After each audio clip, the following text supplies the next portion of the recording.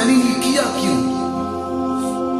25 روپے مہینے کی تنخواہ لیتا تھا، احمد تھا یہ سیالکوٹ کی کچہری میں۔ یار نبیاں دیا کدے نشانیاں تے پڑھو، دنیا دوتے کوئی ایسا تو نبی نہیں لبا لیا جڑا کبھی نہیں کیتے۔ یہ اپنے استادہ کو جناب کان پھڑ کے ساری زندگی مار کھائے تھے، یقین کو اس کے اپنی کتابوں میں آئی ہے۔ نبی کی صفت یہ ہے کہ نبی کسی کا شاگرد نہیں ہوتا، سبحان اللہ، یہ شاگرد ہے۔ عجیب سی اس کی ساری زندگی ہے۔ نبی کریم صلی اللہ علیہ وسلم کے غلاموں جب یہ 25 روپے مہینے کی تنخواہ لے کے کچہری میں احمد کی ڈیوٹی کرتا تھا، احمد کتنا کوئی ایماندار ہوتا ہے کدے کھڑی جا کے چیک کر، جب یہ ڈیوٹی کرتا تھا M.A. بٹلر نامی عیسائی پادری آیا، اس نے آ کے 9 ملاقاتیں کی مرزا غلام قادیانی کے ساتھ۔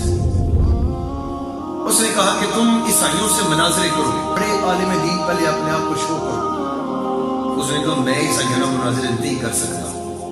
اس نے کہا چلے یار عیسائی بھی اسی طرح دے آپ جان دے تیرے کو۔ انہوں نے کہا پھر تو ٹھیک ہے، عزت کی تو نہیں جمی رہتی۔ مناظرے ہوئے، بڑے صغیر اکٹھا تھا، نیپال اپنا مالدیپ، برما، بنگلہ دیش، انڈیا، پاکستان، یہ سب بھی اکٹھا تھا۔ اتنے بڑے علاقے میں چرچا ہو گیا کہ جس عیسائی کے ساتھ یہ مناظرہ کرتا ہے یہ جیت جاتا ہے۔ حتیٰ کہ اسے علامہ اقبال نے بھی خط لکھ دیا، اس نے کہا اگر تم اسی طریقے پر رہو تو ہم تمہیں خوشخبری دیتے ہیں۔ پھر میرے علی شاہ صاحب نے کہا کہ اگر تم اسی طرح دین کا پرچم اٹھائے رکھو تو ہم تمہیں شاباش دیتے ہیں۔ لیکن پھسل گیا اسی پیر میرے علی شاہ صاحب نے، اسی علامہ اقبال نے اسے ملت کا بھی غدار قرار دیا، اسے دین کا بھی غدار قرار دیا۔ بے شک اب اس کے جو ہی سے وہاں مناظرے کر لیے، بہت بڑا اپنے آپ کو مولوی ثابت کر لیا۔ M.A. بٹلر نے آخری چکر لگایا، پادری نے، انٹیلیجنس کا بندہ تھا، اس نے آخری چکر لگایا۔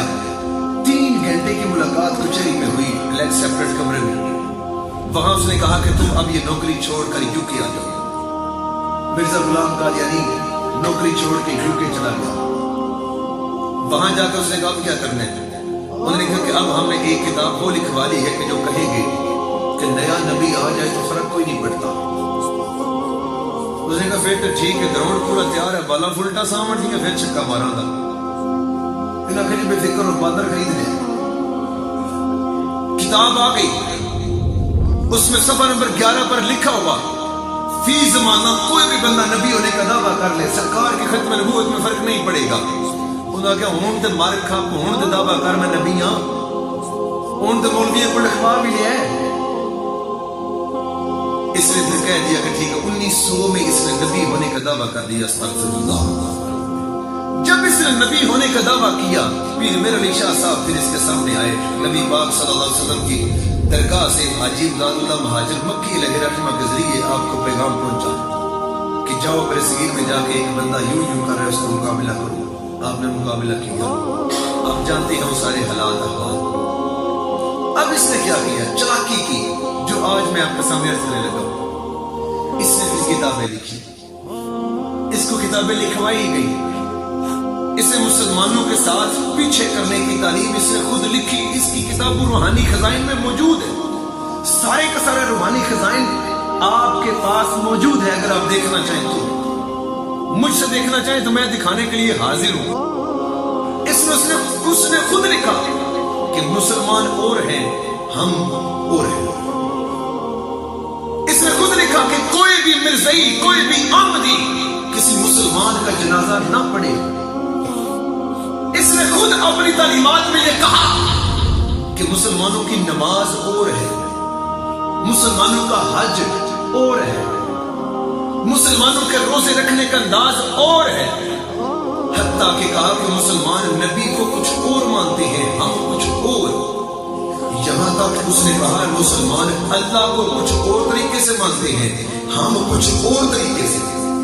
مجھے بتاؤ، جو رب کو بھی آپ جیسے عقیدے کے ساتھ نہ مانے، رسول اللہ صلی اللہ علیہ وسلم کو بھی آپ جیسے عقیدے کی طرح نہ مانے، ਤੁਸੀਂ ਉਹਦੇ ਕੋਲ ਬੈਠੇ ਸੋਹਣੇ ਲੱਗਦੇ ਹੋ। ਨਹੀਂ ਕਦੇ ਸਿੱਖ ਨਾਲ ਬਹਿ ਕੇ ਰੋਟੀ ਖਾ ਲੈਂਦੇ ਨਹੀਂ ਹਿੰਦੂ ਨਾਲ ਨਹੀਂ ਈਸਾਈ ਨਾਲ ਨਹੀਂ ਕਿਉਂ?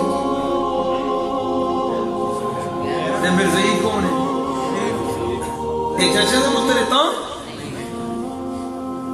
अगर चाचे का बेटा मिर्ज़ई हो जाए तो याद रखो हजरत नूह अलैहिस्सलाम के बेटे से ज्यादा आपको अपने बेटे से दर्द नहीं होना चाहिए। ना हो सकता है, लेकिन जब हजरत नूह अलैहिस्सलाम अपनी कश्ती में हर एक को सवार करने लगे तो अर्ज किया, मौला अपना पुत्र मान लो। रब ने फरमाया नूह नहीं, वो तेरा बेटा नहीं। अर्ज की मौला मुझसे पैदा हुआ। फरमाया पैदा होना बड़ी बात नहीं, जो तुझे माना नहीं वो तेरा नहीं। बताओ, जब नबी की बात ना माने, नबी उसको पैदा करे लेकिन अपना नहीं समझता। नबी का उम्मती भी तो गैरतमंद ही होता है।